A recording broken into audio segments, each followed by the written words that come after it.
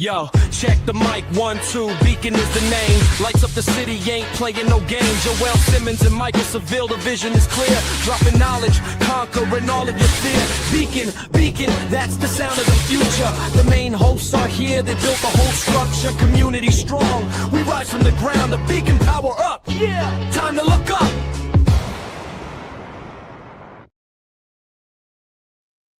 What is going on? I got like a reverb in my. What's going on, people? Your host with the most is Community Beacon. It's Friday, April 10th, 2026. Interestingly enough, April 10th, 2026 is my dad's legal birthday. And I separate that. Yeah, I separate that because it's not his actual birthday, and he makes sure. I remember growing up as a kid, if this would pop up that it was April 10th, and I was like, "Listen, you can't have two birthdays. It's hard enough remembering one. Let's figure out which one it is." But his actual birthday is March 15th. They turned in the paperwork April 10th. And so that's the day that they registered him in Jamaica. So that's what he has to use for his entire life. However, his birthday is March 15th, but April 10th will always be a special day in my heart because that's for half of my life. That's what I thought his birthday was. So yeah, shouts out to my dad's legal birthday. Happy birthday again, Pops, for the second time this year. I digress. What does that do to somebody? Does that mean that you're double the age? So if you turn a year old twice in a year, every year you do 2 years older, right? Is that how that works? Does that make him like 140 or something like that? 120? Like, does that make him 120? How old is he? That's how Joel Simmons' mind works. Because if you think you're going to get me to answer that question, if you think I'm going to answer that question,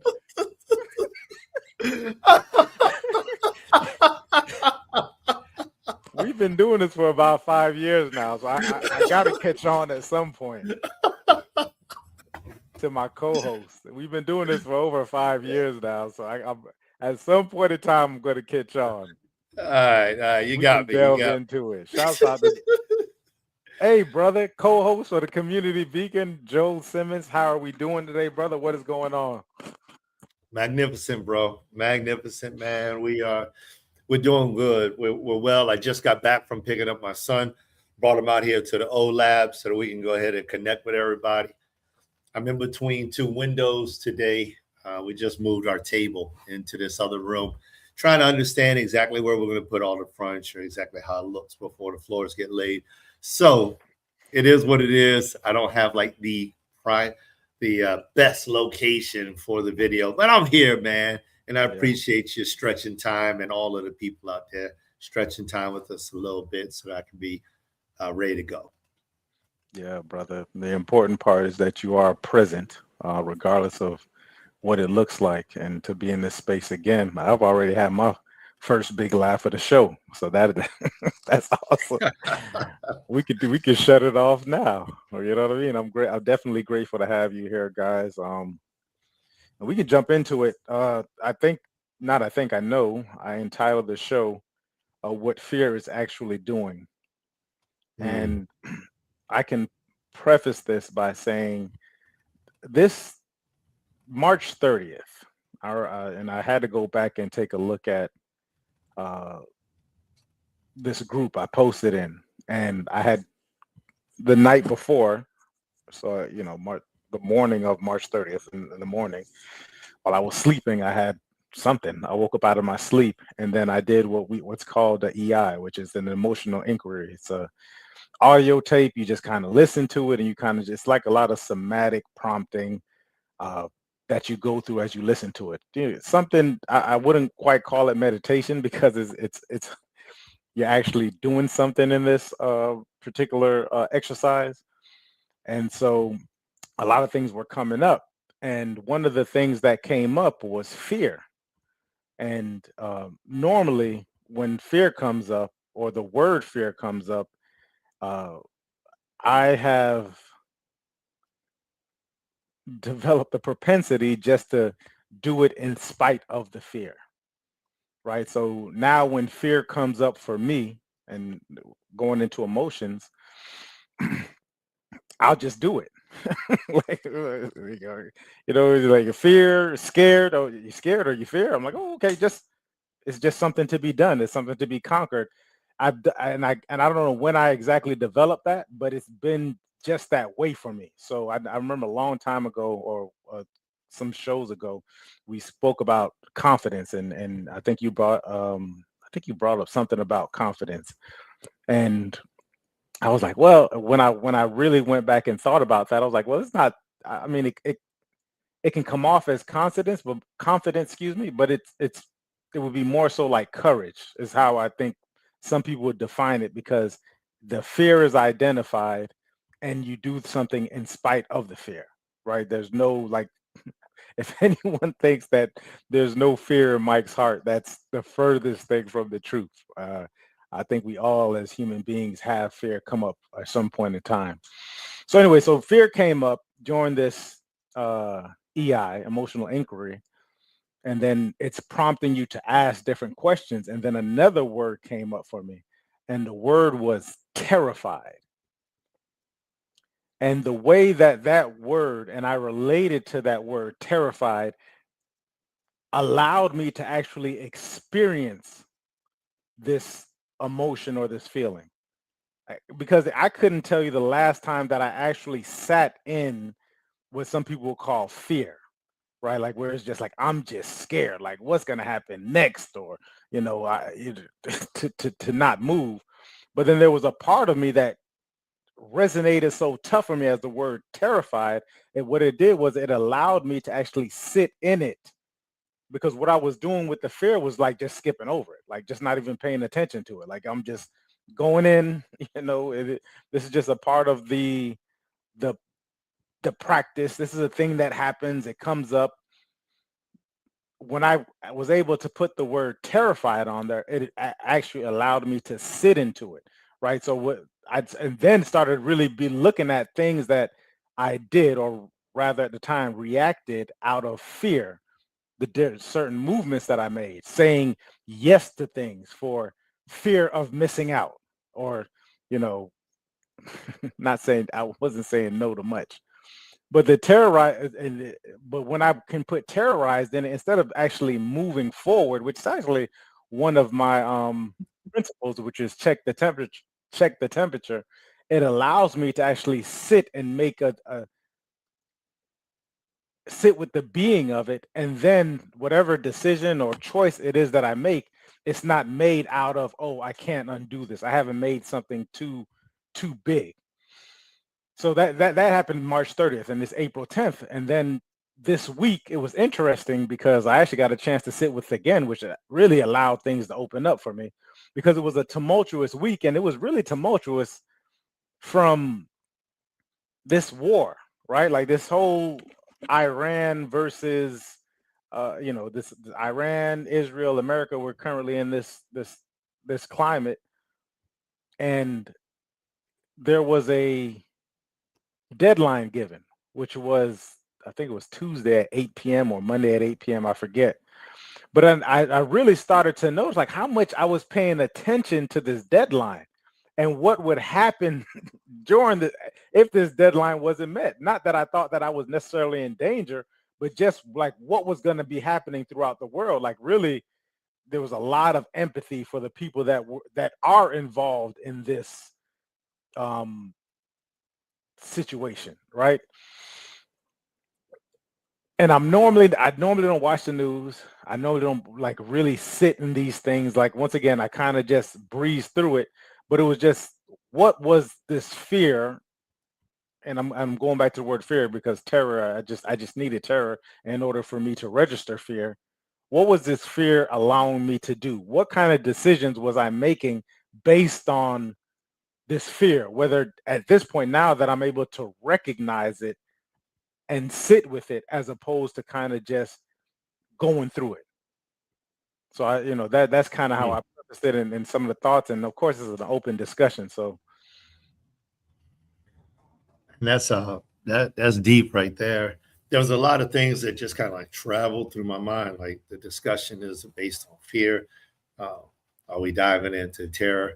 But then you start to mention these very, very specific things that are going on that your mind is dealing with, dealing with the war that's happening. And we don't really know exactly where it's going to go or what will be the lasting impact of it. Just like we didn't know where the wars prior to now would go or what the lasting impact of those wars would be. It's just something that we don't necessarily understand. Predictors will predict, but at the end of the day, time writes history.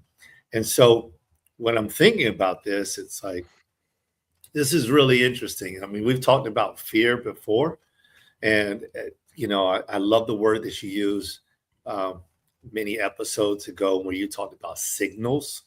And I think that fear is a great word to be associated with a signal. Like fear is a signal of something, whatever it is. It could be uncertainty.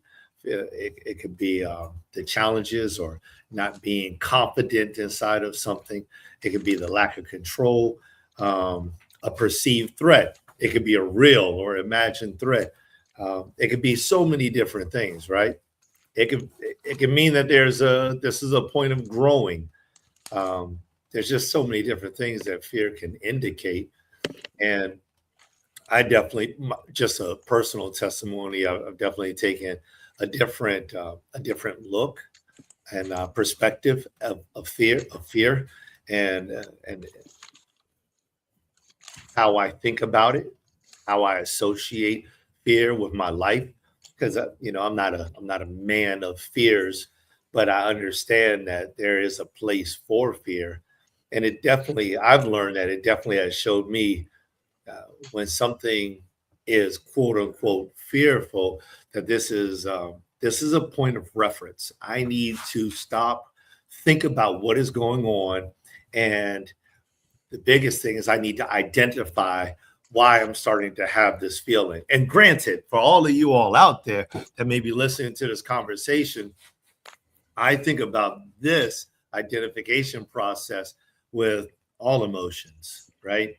It doesn't matter what the emotion is. If I'm feeling joy, I like to identify it because joy is something that I want to repeat. If I think about love, I like to identify it because love kind of gets, there's like this wonky type of love that just gets mixed up in everything. And before you know it, everything is I love, I love. Um, so when we talk about fear, and I'm listening to what you're saying, it seems like there was a pathway where you started to identify it, but it wasn't until like that terror, which is an extreme level of fear, hit, that it sounded like you identified fear more. And I'm in a state of being curious, because I just want to understand more about the effects of your thoughts dealing with what's happening across the world, and how you worked through this, seeing that this started back in March and we're the 10th day in April now. yeah, great question. Um,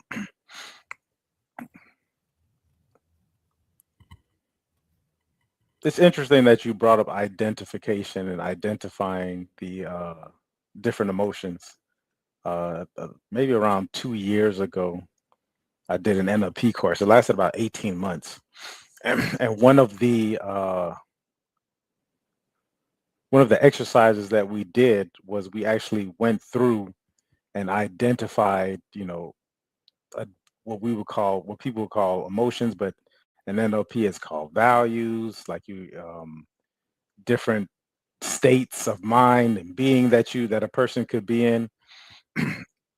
However, fear actually never came up. It was more so just figuring out like where you were at somatically, like the words that we put on to these different things, and how we all identify them individually is super important. So what that class allowed me to do was actually go through and somatically see what happens. Emotions, feelings tend to show up physiologically. They can show up, and like I said, and as well as somatically. However, one of the things that which was so important to me about fear was me not sitting in it. And in this last course that I took, and I think it was connections course or great decisions course. Listen, people,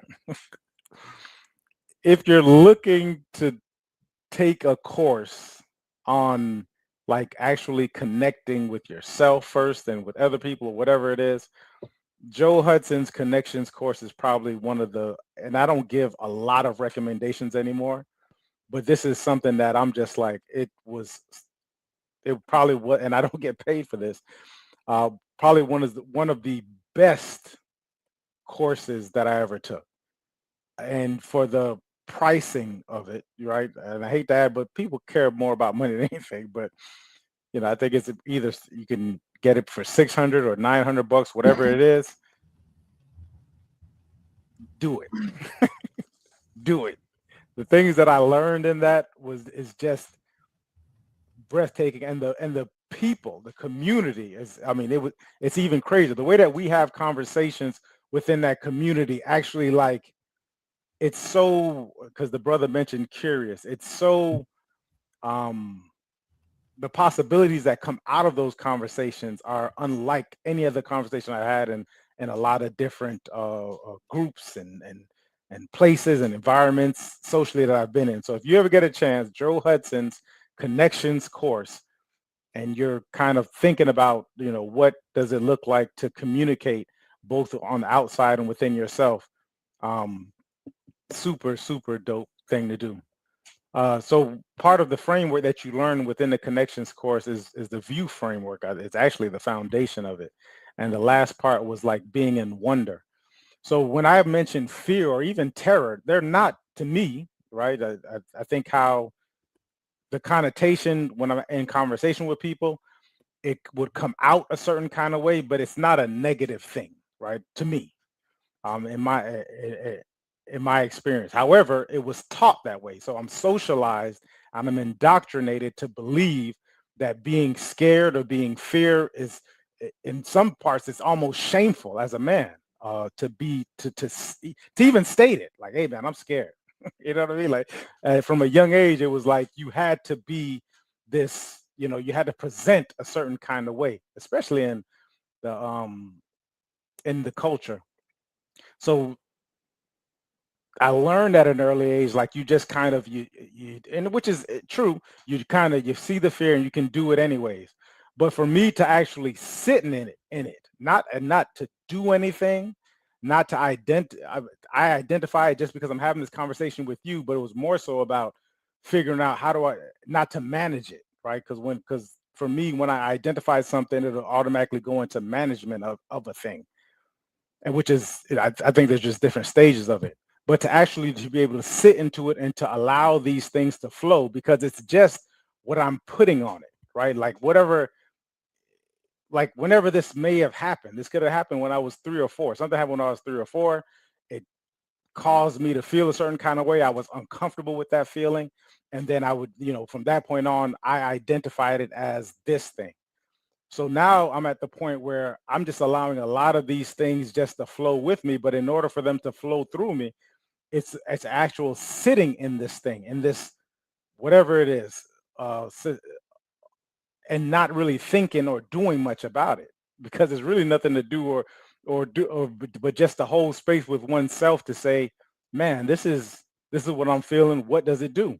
Like what is it about here? Just to get to your point, brother, to get curious and to get in wonder about it, right? So even within this fear and this and this what I terror, just to take it up a notch for me, intellectually, because that's what it is. That's what these words are. It's like this intellectual part of me, but to be able to take it up a notch so I can actually fully be in that whatever it is, this experience. And I mean, it was even throughout this week, and it's so dope to me that I can kind of track exactly where I am with those different feelings, or where I am as far as how I would have taken it. Because before it would have been this super deep dive into intellectually trying to figure this whole thing out, but just actually sit with it. Oh my gosh, I was so grateful for it. So to answer your question, it was like to be grateful that I'm able to experience what this feeling, this emotion, and to relate to it, and for it to resonate with me, and for me to be able to communicate it. Like that was it led to such a breakthrough in the way that I'm just looking at things. And then also when I'm seeing other people that are having this same thing, it's so interesting because it also led to empathy with my in general with other people. I'm rereading the Chris Voss book, Never Split the Difference. And Come then there's on, another. man. What's going on here? Oh my Yeah. gosh, man. We are on the different levels that we are on. Go ahead, bro. I mean, I'm just talking. Wow, there's such a connection. Go ahead, man. I'm not gonna, and we'll get into it, but I'm rereading the book, the Never Split the Difference. There's a couple things that could go along with it, for me specifically, which is dope with for as far as real estate is concerned, which is the full fee agent. Um, Real estate is not rocket science. The person who co-wrote those books is Steve Show. And one of the things that he talks about, and even Chris Voss, because the foundation is that book, one of the things he talks about is the need for people to feel safe and autonomous. Like that's essentially the tactical empathy is is at the point is just to allow other people to feel safe and to have their freedom, autonomy. And if they're not safe, which most people aren't most of the time, we aren't most of the time, and we don't feel autonomous, what space does it take us to? So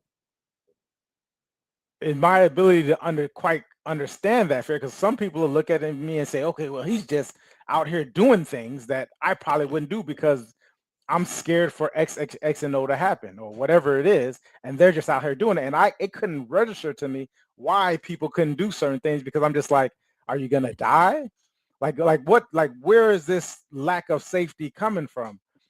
Um, so the sitting in the fear and the understanding of it also allowed me to be more empathetic to people that I'm in relation with.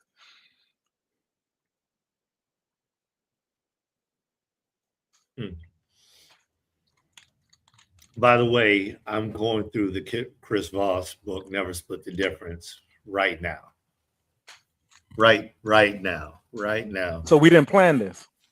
We didn't plan this. We didn't plan this. No, no. And so I had this while you're discussing this thing about fear. I'm actually the crazy part about this doesn't align at all, but it does align just in the word fear, right? So this is just for you all out there, but also to share with my brother here. We're getting ready to put on this event in about a month from now. And one of the topics is fears, right? And it has specific meanings. It has to deal with finances. So they're not connected, but you all can understand how I'm just starting to put that thing together. The next part is this. I haven't been to the Joe Hudson workshop or learn this framework.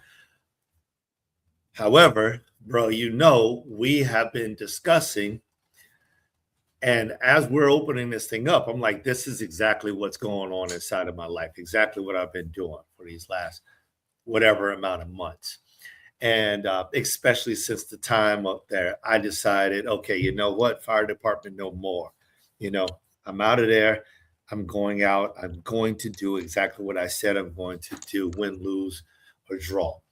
And so in the middle of this, I found that the challenge was to be able to explain to somebody in whom I desired to explain, for whatever the cause or reason, I won't mention, doesn't matter at this point in time, what it is that I am experiencing.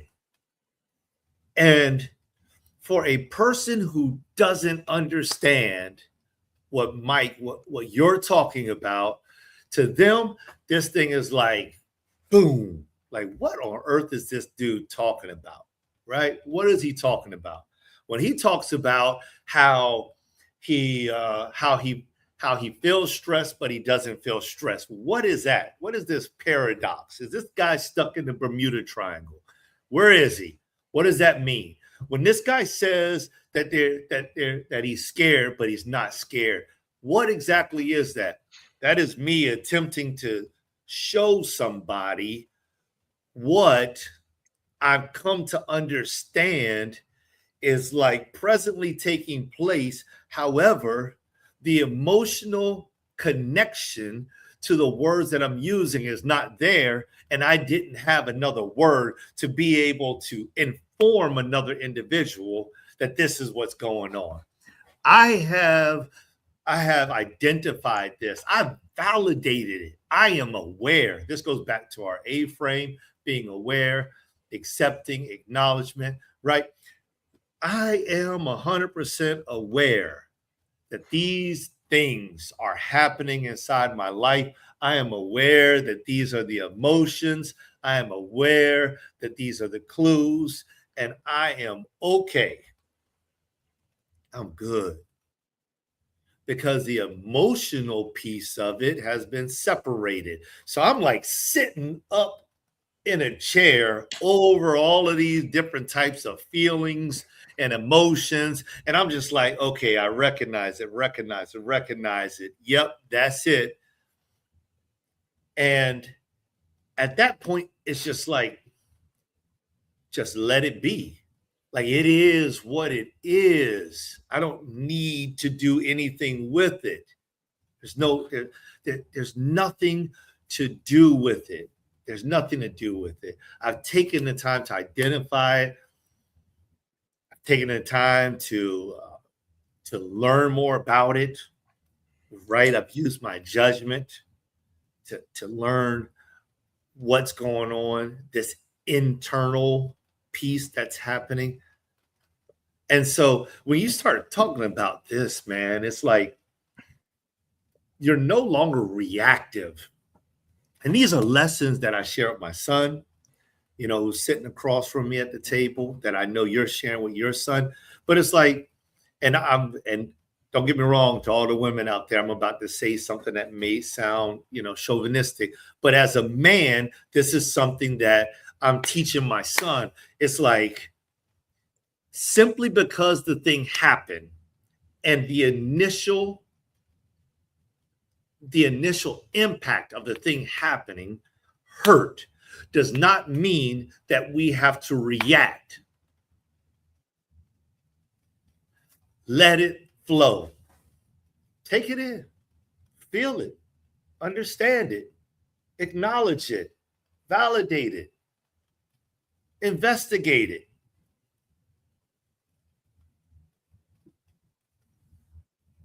And when you do respond because it's intentional, because this is the thing that you wanted to do, not because this is the thing that you were made to do through a reaction, through an instinct. We're not animals. We don't have to instinctually do something. It doesn't have to be that way. So, like that process, you don't have to escape the feeling.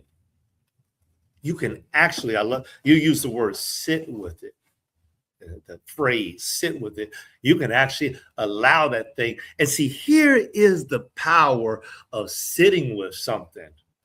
Is when you sit with it, when you rise, you can take ownership over it. It doesn't have to own you. You don't have to rise with a monkey on your back. You can rise with the monkey in your hand on a leash, trained to do whatever it is that you desire the monkey to do. Or you could free the monkey Let it go back the way it came. But it's your choice and possibly even your decision from that point. So when I hear what you're saying, that's why I like to just take the time to just take everything in what you're saying, because you're not talking about fear, oh, wow, shudder, run, hide. You ain't talking about that. You're talking about fear. Okay. Terror. Not, no, it's terror. Woo! Shivers. Okay. Let me ponder that. Let me think about that. Oh, I see all of these things. Okay. How do I move? Which way do I go? What do I want to do? Maybe I do nothing, but it's my decision. I love this thing. I love it. I love it. And granted, this isn't me attempting to fill in the blanks for you, Mike, or trying to, this is my perspective of just how I see what you're saying and how I see what the things that I'm going through and that I'm feeling and that I'm recognizing and that I'm validating and the life that I'm living and how I'm moving through this world and how the world or how these different things are flowing through me. And so I embrace this thing. So yes. Shouts out to Tara. Tara, what's going on? Yeah. It's interesting because we do have these young men, well, young men and a boy. He said, "I'm a big boy." He said, "You have my hair." He just got a haircut. He said, "You got my hair. I look like a little kid." I'm not a little kid. And I spoke about this last week in regards to what I'm doing with him now, and a lot of it is not managing his outbursts. You know what I mean? Not managing. However, to your point, like having him identify what he's going through, because he can already call these things out as far as emotions are concerned. I'm angry. He'll say, "I'm angry," and throwing a fit. And then for me to say, "Oh, what does that feel like? What exactly is going on when you're angry?" "Oh, okay. So when you're angry, you like to pout. Is that something that you like? Do you want to do that? Or is it, where is this reaction coming from?" So the conversations that we're having with these young men at this age are so powerful, because we're at a stage where it's so dope that we notice and we have the awareness of these things. And then I'll speak to myself, because I'm always putting Paul out there like he's the one having the attitude or something. But he decided that he was gonna throw a fit when we went to Publix last week. It's like Saturday. And we got out the car and we were walking up to Publix, and he started to throw his fit because he wanted something. He's like, I want it. And he was going at it, and he started kicking and all that. And I'm telling you, I know you mentioned that we're not instinctual, but I think there's just different layers of human beings. And so there's a primitive part to us. There's like something that is instinctual, that's just natural to us, and to me that's where the fear comes from. Like this innate fear where you have to kind of run or fight, flight, or freeze, or whatever it is. And I noticed something coming up with me when he was having his fit, because now it's in public. So now there's like, oh, there's a thing of embarrassment, shame, so to speak. And so I would even go use that for me, as far as that also being like a fear of being seen a certain kind of way. Because in my mind, there's a creation of identity, and I kind of wanted to go into that. of where this fear of being, essentially it's really just fear of being vulnerable, right? Like being able to be seen in a not so perfect way. As far as his father out here, his son is throwing a fit. What does that say about me? Like, what, attempting to caretake how people see me and feel me. And when that arose in me, as far as that was coming up, I said, what? Because, and I know, and Elijah, I apologize because I probably wasn't this way as he was growing up. So I'm apologize to Elijah for it. But this identity popped up of this is what fatherhood is supposed to be like, and I'm not, quote unquote, doing it right. And then and I'm also reading The Untethered Soul. And I'm like, who's not doing it right? Who said that? Because this is all going on in my mind while Paul is having his outburst. And I grabbed him. I said, okay, listen, right? Because we spoke last week about boundaries. And I said, let's go back to the car because you're getting to a point where you're going to hurt yourself, right? And then I also told him, I said, and I'm feeling something come up for me as well. I said, so let's go back to this car. Let's sit down and let's just like engage this thing. So now this is me like sitting with Paul and that, because he's not only having an outburst, but I'm having my own internal outburst because of this fear of whatever was coming up, right? Principle, check my temperature before I engage the conversation that he and I are going to have about this outburst that he's having. Like, listen, and as a father, being the older one, I need to be able to hold him in this place. Like, I need to be able to hold him and show him that, hey, listen, it is okay to be vulnerable. I'm going to also tell you that there's certain ways that people may tend to look at you, but how you, and this may start to dictate how you show yourself, right? So ultimately, this is not about them either, but this is about you. I want to make sure that I'm not trying to force you to do things that I want you to do because of this fear that comes up.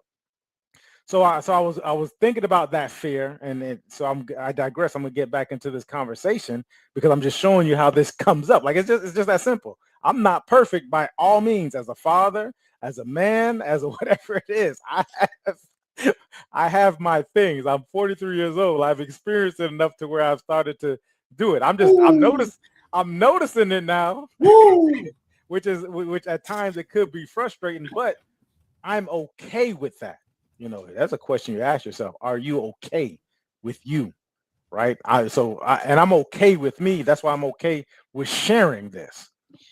And so I started looking at, well, what kinds of things come up with fear? Because I did that really quickly for a lot of us, to where it was just like, oh, fear came up. Embarrassment came up. There was shame attached to it. Well, what is the shame covering? The shame is covering me not looking perfect. There's a fear of having people see me and who I really am. This mask that's possibly there. Like, all these things are happening at this time and place. And I've done the work to where like I can kind of like shoot through these things. But if for those of us that don't necessarily know or can feel it, like some of the things that pop up when you're not necessarily expressing or being able to sit with fear, some things that come up is like projection. You start to project this into other people. Something else that may come up is that you start to be defensive, because in that case, I may be attempting to defend my identity. Like, the projection is real simple, because I'm projecting onto Paul what I don't think he should be doing or what he should be doing. I could easily start to defend. Oh, this is defend up my position or identity within this entire thing. And so this comes up from the suppression of a thing, right? Suppression of not feeling or actually holding this space within yourself.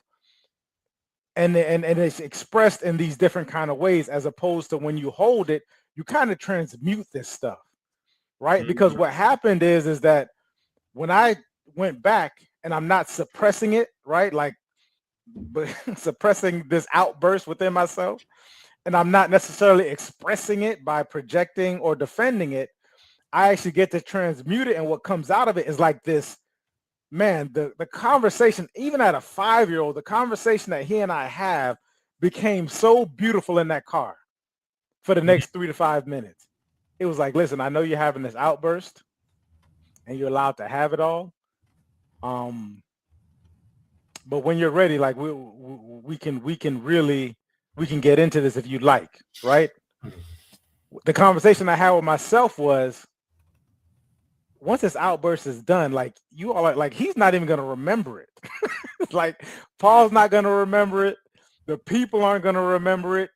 If you react in a certain kind of way, you're definitely gonna remember it. If you respond in love with him in this time, think about the kind of bond that this is going to create between you and Paul, which at this point in time is like the most important thing. The bond, besides myself, is the bond with my child. So 3 to 5 minutes goes by, me and him have the conversation about, hey, listen, you can't have these things all the time. We're going in here, we're going to grab some food, we're going to come back out. Meanwhile, Elijah's in there just buying everything it is that he wants. And when I get in there, he's putting more things in my cart. But it's like allowing that to happen, not having Elijah embarrass Paul or make Paul feel a certain kind of way, or even Elijah looking at me differently, like, oh, you know, sometimes they'll say, I've seen, it's like, oh, you're not that way. You know what I mean? Like you put on a certain kind of way, but you're really not that way. Right. I don't think there's anything more hurtful to me is when people that I know and love are telling me like, hey, you're abandoning yourself. Like you're not in alignment with what you say.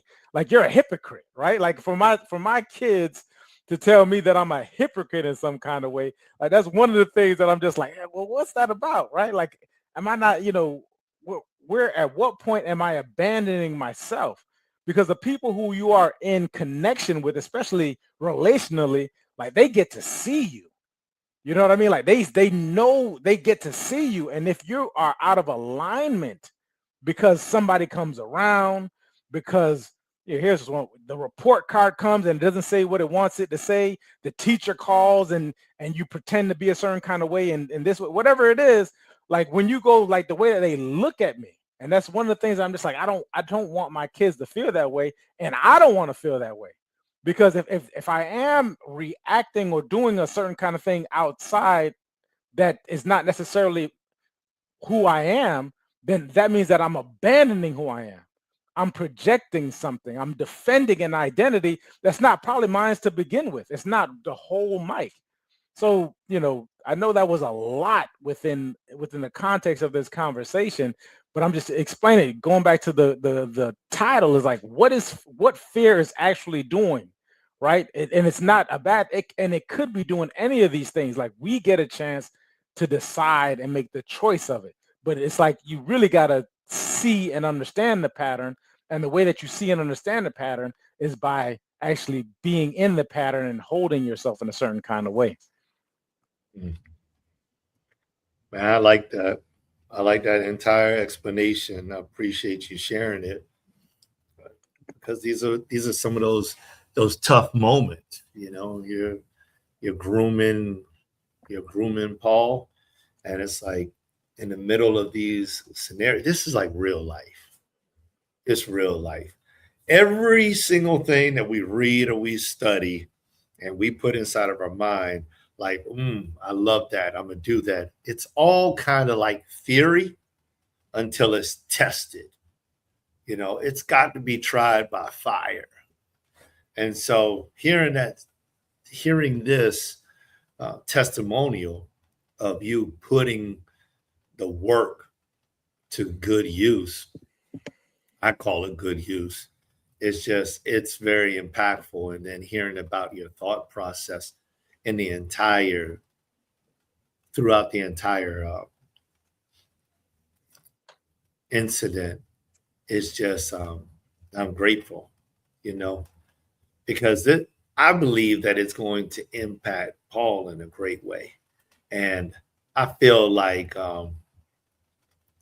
I feel like because we've had these different types of conversations and we've had these opportunities with our youth, our children, that it just adds to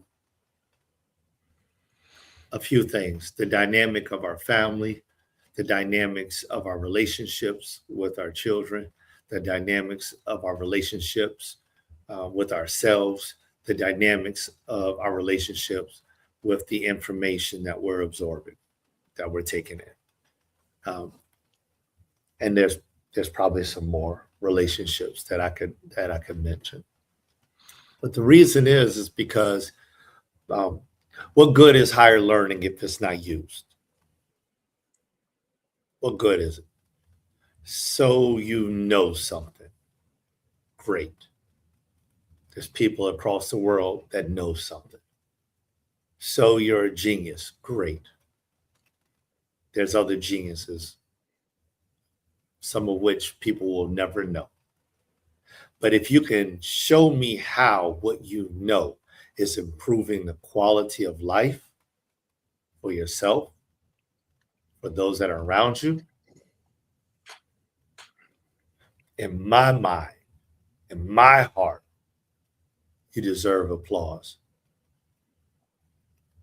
Because what good is what we know is not being used? And it doesn't have to be used in the sense of I'm using that with my son. Maybe it's used in the sense of I'm a teacher and I'm sharing it with someone, not putting any bars on how it should be used.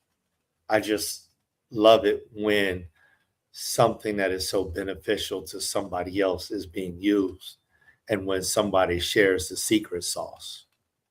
And the secret sauce to me is it's all the ingredients, it's the details, because details matter. It's like sometimes we hear these stories from people and all we know is that, these years ago they were broken and these years now they are fixed and they're doing all these things. And people attempt to look at that and cater their life around it. And they feel it's like Swiss cheese. It's just full of holes because they don't understand the details. They don't understand. I'm going to put it this way. They don't understand the struggle that somebody went through in order to, I'm going to use this word too, perfect their craft. They don't understand that. Like if you want to master whatever it is that you're doing, you have to sometimes struggle through it before you get a grip on how to move through it, before you get a sense of how to flow through it. It's like there's processes to everything. It can be a short process. It can be a long one. Whatever it is, whatever it looks like, I think acknowledging it is important. And so I love this conversation. I love this conversation because in essence, it's not all about quote unquote fear from the standpoint of, it's the horror movie and I'm being chased. It's not even about that. It's not about that. It's like we're taking this word fear and it's like we're assigning it a definition. And in this episode, it's like we are affording other people to see it from a different perspective. And to me, that's valuable.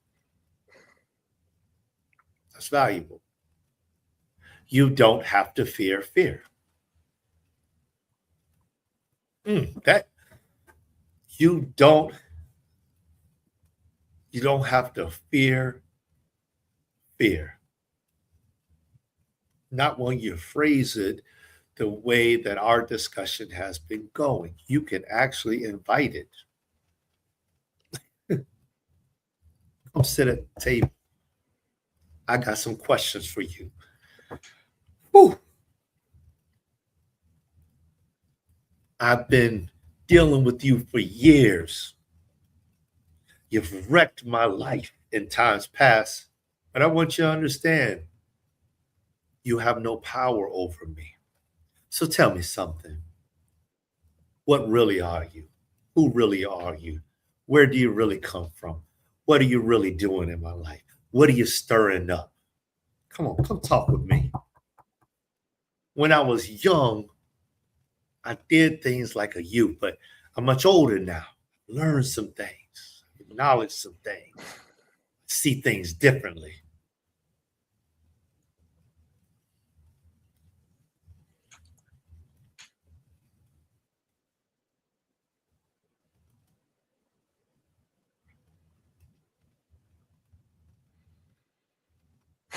Yeah, that's good. Very good. I love it. That getting curious with the fear is definitely something that I think that's a great takeaway. People like when it comes up, you can actually start to ask the questions, not to necessarily get rid of it, right? But to truly be in wonder of like what's this about? And just from my own experience, like you can start laughing about some of this stuff. Like you can laugh about it. You like, wow, I was dreading this phone call for, you know what I mean? Or I was feeling this way about such and such. And man, that was funny. That was, man, almost 30 days you had me gripped on something. You know what I mean? And I can really get into it.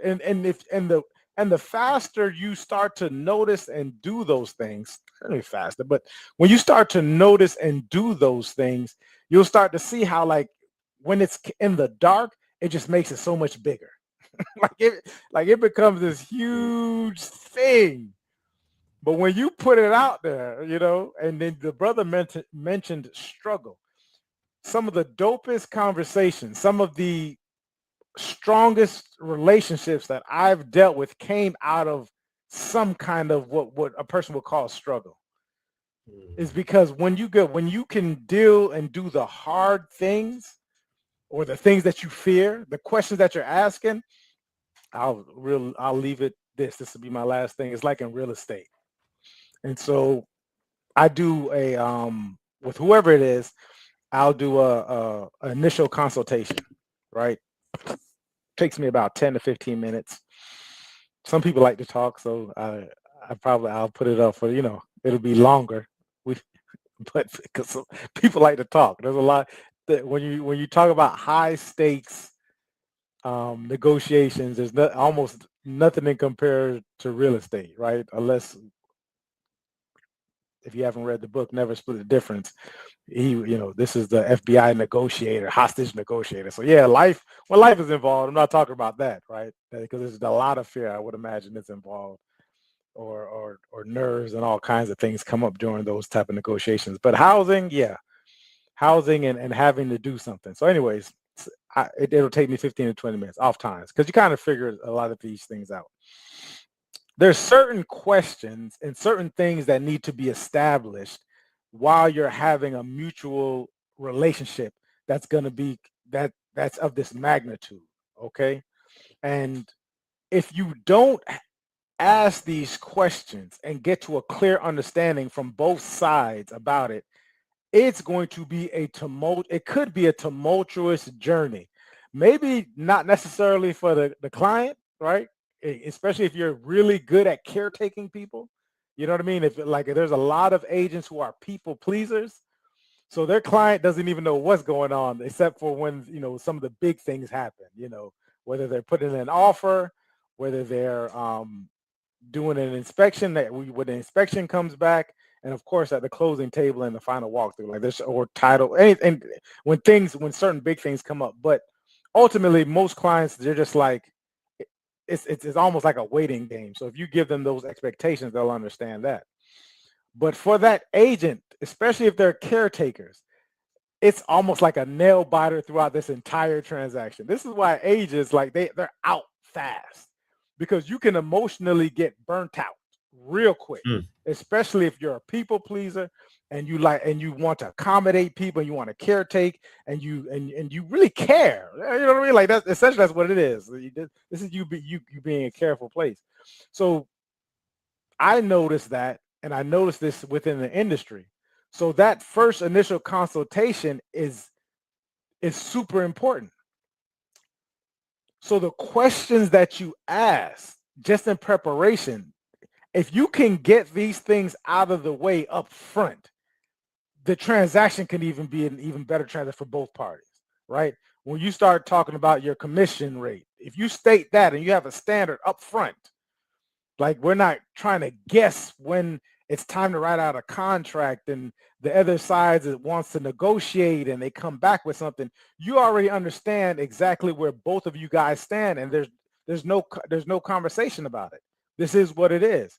When you allow them to sign an agreement up front, whether it's a listing or whether it's buyers or people who work with renters, whatever, when you already have an agreement that's saying, listen, this is the agreement that we have.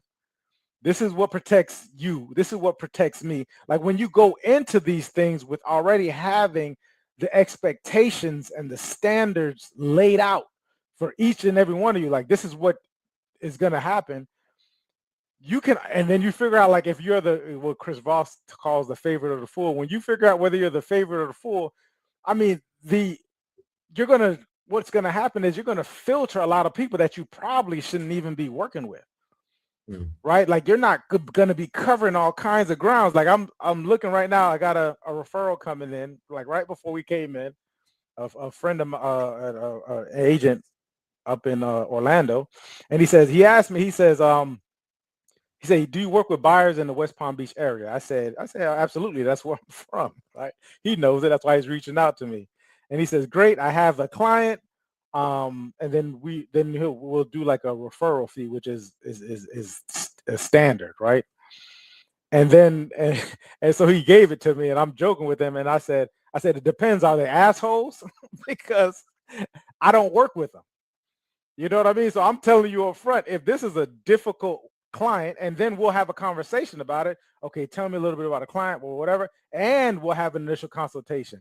But I need like up front, like this is one of my standards. I don't work with assholes. I don't work with people that don't trust me, don't even want to get to that point, and they already have something already in their minds. Like I understand that part. I understand we will have the conversation, but this is what this initial consultation is about. Now imagine if I don't have this, and then we're just going through this entire process, which I've done before. And then you just take anybody. You don't have these hard conversations up front. At some point in time within that transaction, after everyone's used their emotional and mental energy, all their resources, these things are going to come up. So why not get it out up front? Why, as opposed to making it this huge thing, right? I may be in a way of fear of making this phone call because I don't want to hear what it is they have to say. So now I have to work myself up in order to have the conversation. And then when they get the information, how they're going to think about me. Remember, I spoke initially about the safety and autonomy. This is what most people are dealing with. So how safe are they going to feel with me, who's supposed to be their trusted advisor? And at this point when we're having this huge conversation, I'm telling them that there's only two ways. Like there's only two ways we can deal with this. Nobody wants to hear there's only two ways that we want to do. You come to me and say there's only two ways, Mike, of us handling something. I'm gonna be like, wait a minute. And it's of this magnitude. I might not even want to do it anymore. There's no safety in the rigidity of a thing. But if I'm already understanding what it is to expect, and I'm in agreement with it at the beginning, the standards of it, then these conversations just come off as, okay, well, oftentimes in my experience is like, well, Mike, what do you think? I'm with you. What is it that you think? I just had a conversation with a client before I got on here as well. And she was like, well, Mike, what do you want to do? I'm like, well, this is your decision. I'm not going to take it from you, but here are your options. How do you feel about those? And if not, then we can get curious about it. Most people don't get curious when they're in fear, but to the brother's point, getting curious in fear, having these conversations up front, not making this thing turn into this big thing. And it will turn into a big thing if you don't sit with it. If you're suppressing it, or you're just moving in a certain kind of way, like it always comes back to bite you. Yeah, that's good, man. That's good. I like that. I think those are some good takeaways, learning how to, and I think that, the sitting with something is basically learning what it is that you're actually dealing with. Let's not guess at stuff. Let's not just emotionally react to things. Let's not guess. Yeah. So, and I like that, especially dealing with relationships. I found that what you're talking about is so true. Dealing with it, but taking that time to really sit with something and to, understand where you are inside of that, and being able to allow for the emotional impact, to pass through you, so that you can approach things with clarity. It's just really big, because I believe at the end of that, you're no longer dealing with fear anymore. It's not fear. Maybe it started off as fear, but it doesn't have to be fear when you open your mouth up. And maybe there's something else that's there, but it doesn't have to be fear when you open your mouth up. I'm especially talking about some challenging conversations that people are having with their significant others, or especially with significant others, or maybe children, whatever, because you can react to something and blow something up, and it takes years and years and years before you ever get it right.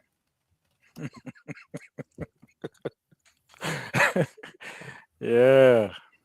And don't get me wrong. You can respond. And what I say is the best way that you can do. All right. I'm not going to put I'm not going to make this not the 10 commandments of words. You can respond in what I believe may be the best response that an individual could do at that very moment. And there's an opportunity for it still not to sit well on the other person. You've done all you could do. All right. Go in peace. Go in peace. Be in peace with yourself. If you're able to sit with that thing and you can get in peace with yourself, 9 times out of 10, whatever happens in the next few moments, it's not on you. You're giving it your very, very best. And maybe they may just need a cup of tea. Time, energy, effort. Maybe that's what they need. I'm not telling you to go offer it to them, but maybe that's what they need. So that's my final words on this, on what fear is actually doing. I appreciate this conversation, bro. Yeah, likewise, bro. This was good, man. This is good. Hey guys, never split the difference. Yes. Yeah. Same book, same time. Yeah, never split the difference. Awesome book. It's even better when you're in a dope state of being, right? Because it is strategies and tactics, but it's an awesome book just to understand the whole tactical empathy. So if you haven't picked that book up, it's an awesome read, awesome to go through, learn some things, probably go on YouTube, go check out Chris Voss. Yeah, man, good stuff, man. And I guess we'll see you next week. Peace.